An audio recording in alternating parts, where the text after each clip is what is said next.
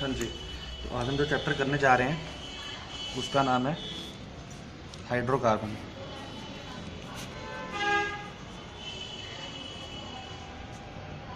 काफ़ी सारे बच्चों का हाइड्रोकार्बन चैप्टर छूट गया था, तो इसलिए मैं ये वीडियो बना रहा हूँ ताकि आप लोग देख करके इस वीडियो के जो भी आपके टॉपिक छूटे हुए हैं उसको दोबारा से रिवाइज़ कर लो, और जो समझ में नहीं आया वो मेरे से दोबारा से पूछ लेना।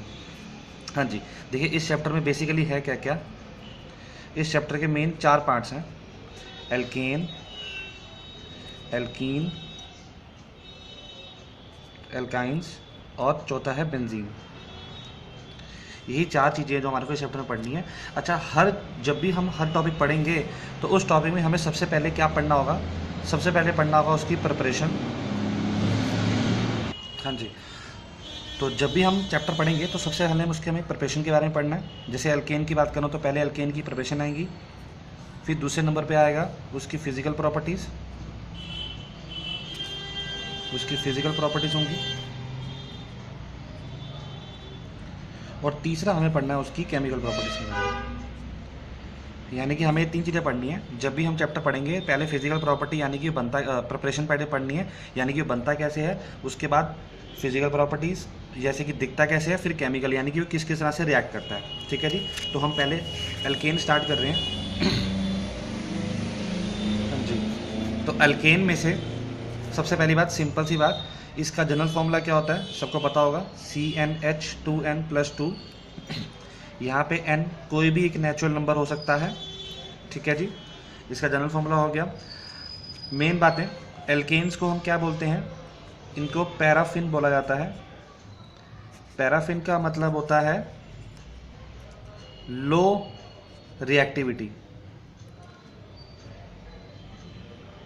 कई बुक्स में लिखा हुआ है लो एफिनिटी। आप ये भी बोल सकते हो पैराफिन वो सब्सटेंस जो मोर इनर्ट होता है। ये सारी बातें एक ही जैसी हैं। इनर्ट का मतलब है जो रिएक्टिव नहीं है, एफिनिटी कम है उसकी। ठीक है जी। अच्छा, कुछ और बातें, जो मेन सोर्स होता है किसी भी एल्केन्स की, हम जनरली बात करनी है, इनके जो मेन सोर्स होते हैं वो क्या होते हैं? एक तो होता है नेचुरल वैक्स गैस, ये इसका मेन सोर्स होता है, और दूसरा इसका मेन सोर्स होता है पेट्रोलियम। ये 2 जगह है जहाँ से हमारे को ज़्यादातर अल्केन्स मिलते हैं। ठीक है जी। इसके लिए और भी काफ़ी सारी चीज़ें हैं, जैसे कि नेचुरल वैक्स की जगह हम लोग इसको और भी नाम देते हैं ओजोक्राइट। ये कहाँ पे मिलता है? ये मिलता है नियर पेट्रोलियम वेल्स।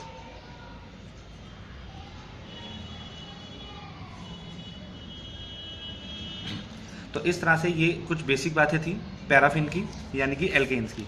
हाँ जी, अब सबसे पहली बात, एल्केन्स का नॉमेनक्लेचर।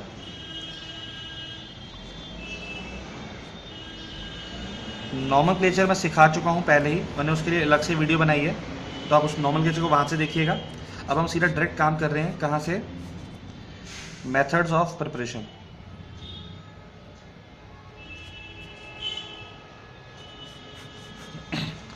अब एल्केन की प्रिपरेशन कैसे कैसे होती हैं? तो सबसे पहले सबसे आसान तरीका जो है वो है फ्रॉम अनसैचुरेटेड हाइड्रोकार्बन्स।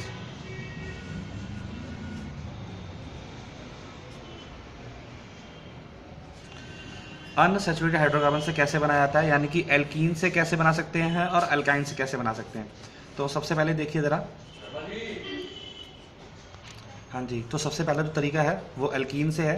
तो मैं एल्कीन से देखें कैसे बनता है ज़रा। तो अगर मुझे एल्कीन से बनाना है तो सबसे आसान तरीका है उसके लिए क्या? उसकी करा दीजिए हाइड्रोजनेशन। एल्कीन में अगर हाइड्रोजन डाला मैंने, निकल ले लो या प्लेटिनम या पैलेडियम, इन तीनों में से कोई भी कैटलिस्ट यूज़ कर सकते हो आप।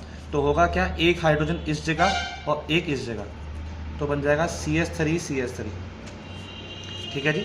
अच्छा, इसके लिए ख़ास बात, अगर आप निकल यूज़ कर रहे हो तो उसके लिए आपको हीट करना पड़ेगा। अगर सिर्फ निकल यूज़ करा जा रहा है, प्लेटिनम या पैलेडियम के केस में निकल हीट करने की जरूरत नहीं पड़ती है, लेकिन निकल के केस में हमें हीट करने की जरूरत पड़ जाती है। ठीक है जी।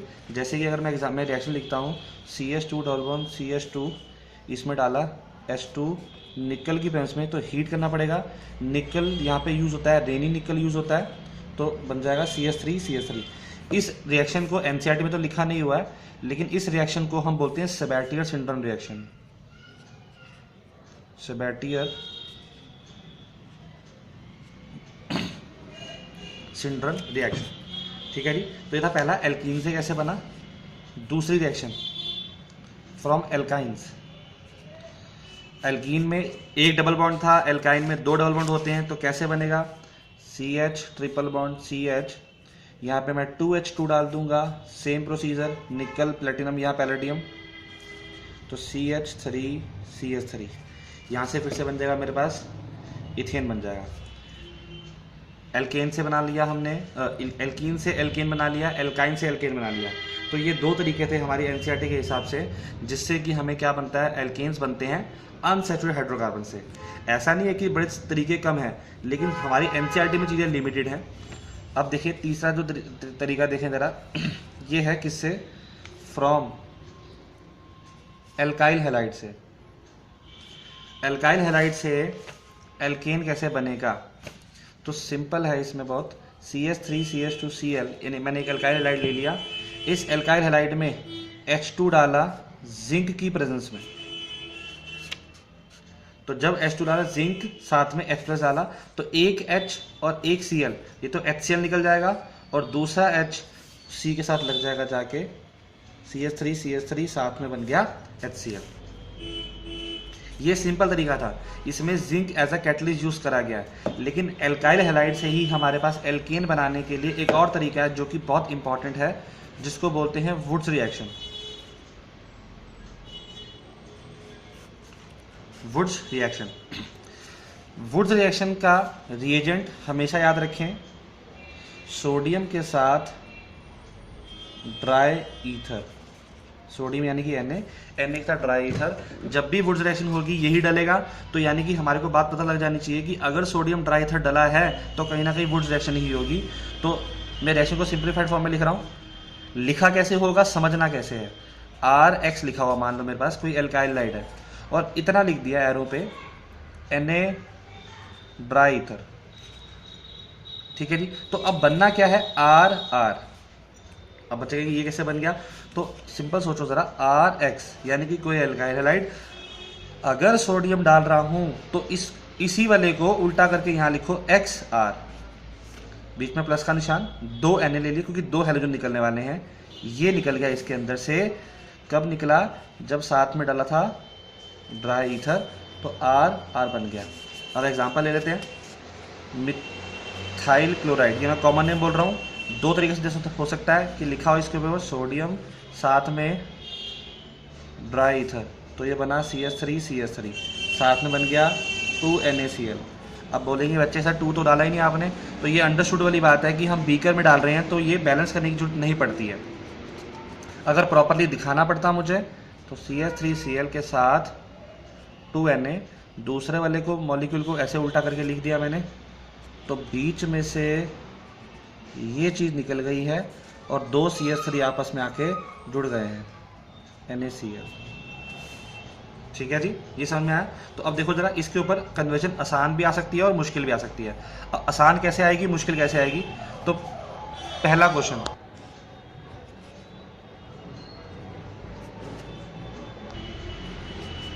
जो क्वेश्चन है वो क्या है, आइसोप्रोपाइल ब्रोमाइड से कन्वर्ट करके बताओ, आप बनाओ, क्या बनाना है आपको, 2,3 डाई मिथाइल ब्यूटेन। अच्छा, अब जब भी वुड्स रिएक्शन पढ़ रहे हैं ना, तो एक बात ध्यान में रखनी है कि जो भी प्रोडक्ट बनेगा उसके नंबर ऑफ कार्बन्स रिएक्टेंट के डबल होंगे, हमेशा ट्वाइस होंगे, कि प्रोडक्ट में रिएक्टेंट के ट्वाइस कार्बन होंगे। तो यहाँ पे देखो जरा, आइसोप्रोपाइल ब्रोमाइड, पहले तो पता होना चाहिए कि होता क्या है, मैंने कॉमन नेम लिखा यहाँ पे ये रहा आइसोप्रोपाइल ब्रोमाइड। अब इससे मुझे बनाना है 2,2 और 2,3 डाई मिथाइल ब्यूटेन। होना क्या है, वो होता क्या है, ये होता है जी। अब होगा कैसे ये देखते हैं ज़रा।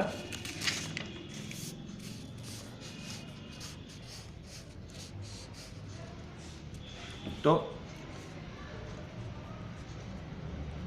ये रहा मेरा आइसोप्रोपाइल ब्रोमाइड। कुछ नहीं करा, सिर्फ इसमें 2Na डाल दिया है। अब बच्चे कहेंगे सर हमें कैसे पता चलेगा कब क्या चीज़ डालनी है, तो उसके लिए जो मेन बात है वो तब तक नहीं आएगा जब तक हम प्रैक्टिस नहीं करेंगे। ड्राई ईथर डाला, तो ड्राई ईथर डालने पर ये चीज़ क्या बनी, 2,3 डाईमिथाइल ब्यूटेन बन गया। ये हमारा वुड्स रिएक्शन है। तो वुड्स रिएक्शन को आप यूज़ कर सकते हो डबल करने के लिए। और एक मेन बात, वुड्स रिएक्शन हमें तभी लगानी है जब क्या होना चाहिए, कार्बन डबल करने हैं। तो कार्बन डबल करने के लिए कहीं ना कहीं वुड्स रिएक्शन यूज़ होगी। ऐसा नहीं है कि सिर्फ यही तरीका है, पर हाँ इसके होने के चांस ज़्यादा है। तो ये दो तरीके थे एल्काइल हैलाइड से एल्केन बनाने के लिए। अच्छा जी, अब अगला मेथड देखें ज़रा। अगला मेथड है डी कार्बोक्सिलेशन। D carboxylation. अब डी कार्बोक्सिलेशन का मतलब क्या है, एक कार्बन, 1 कार्बन लेस। डी का मतलब कम कर दो, कार्बोक्सिलेशन एक कार्बन कम करना है हमारे को। अब एक कार्बन कम कैसे होगा, तो इसके लिए मेन बात क्या है, हमारे पास फैटी एसिड्स होने चाहिए। क्या होने चाहिए, fatty acid of sodium salt. Fatty acid of sodium salt. अब इसका मतलब क्या है, मतलब मेरे पास कुछ इस तरीके का होना चाहिए, RCOONA। अब अगर ये है मेरे पास, पहले तो बताता हूँ ये बनेगा कैसे, अगर नहीं है तो क्या करेंगे। पर अगर ये है तो सीधा डालिए इसमें NaOH, साथ में डालेंगे CaO और हीट कर देंगे। अगर ये हुआ तो इतनी चीज़ निकल जाएगी बीच में से, COONA और NaO, क्या बना NaNA, 2Na, यानी कि बना दिया Na2, COO और O तीनों, CO3, Na2CO3 बन गया। अब बचा क्या, R और H बचा RH, यानी कि एल्केन बन गया। लेकिन मेन बात क्या है हमारे लिए, alkane formed has 1 carbon less. जो भी बनेगा इससे उसमें एक कार्बन हमेशा कम होगा। ठीक है जी। अब एग्जांपल देखें ज़रा। अब अगर कल को ऐसा क्वेश्चन आ जाए कि कन्वर्ट करो एसिडिक एसिड को बनाओ मीथेन, मैं अभी आसान लेके चल रहा हूँ। मेरा पर्पस सिर्फ ये है कि आपको बताना कि कल को एक कार्बन हमें कम कैसे करना है। एसिडिक एसिड यानी 2 कार्बन, मीथेन यानी कि 1 कार्बन। एसिडिक एसिड क्या होता है, CH3COOH। पहले तो इसमें डालिए सोडियम। जब सोडियम डाला तो हाफ H2 इसमें से निकल गई, वो मैं नहीं दिखा रहा हूँ क्योंकि मैंने यहाँ लिख दिया है CH3COONA, ये बना CH3COONA। अब इसकी क्या करा दी हमने, डी कार्बोक्सिलेशन करा देनी है। क्या डलेगा उसके लिए, NaOH/CaO/हीट। तो क्या बन जाएगा, CH4 साथ में Na2CO3। तो इस तरीके से किसी भी चीज़ की डी कार्बोक्सिलेशन करी जा सकती है।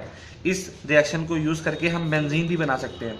कैसे, उसके लिए मुझे ये लेना पड़ेगा COONA, ये लिया, सेम वही बात NaOH CaO और हीट कर दिया, तो ये पूरा निकल जाएगा, बेंजीन बन गया। तो ये रिएक्शन थी हमारी डी कार्बोक्सिलेशन।